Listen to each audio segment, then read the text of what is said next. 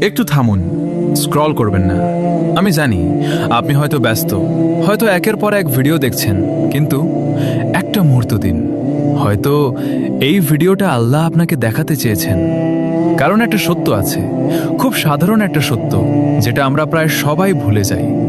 আমরা প্রতিদিন দৌড়াচ্ছি স্বপ্নের পিছনে, টাকার পিছনে, এই দুনিয়ার সুখের পিছনে। কিন্তু একবার ভেবে দেখেছেন, এই দৌড় একদিন হঠাৎ করেই থেমে যাবে। একদিন হয়তো হঠাৎ করে আপনার নামটাই মৃত মানুষের তালিকায় লেখা হবে। মানুষ বলবে, তিনি তো কালো আমাদের সাথে ছিলেন। কিন্তু তখন আপনি আর ফিরতে পারবেন না। তাই যতক্ষণ সময় আছে, যতক্ষণ নিঃশ্বাস চলছে, চলুন আমরা আমাদের রবের দিকে ফিরে যাই। চলুন বলি আস্তাগফিরুল্লাহ। আল্লাহ আমাদের সবাইকে ক্ষমা করে দিন। কত চমৎকার দোয়া, আল্লাহুম্মা গফিরলি, আল্লাহ আমাকে মাফ করে দাও। ওয়ারহামনি, আল্লাহ আমাকে রহম করো। ওয়াআফিনি, আমাকে নিরাপত্তা দান করো। ওয়ারযুকনি, আমাকে রিজিক দান করো। এই তো দোয়া। নামাজের দোয়া বাদ দিয়ে নামাজের পরে লম্বা দোয়া।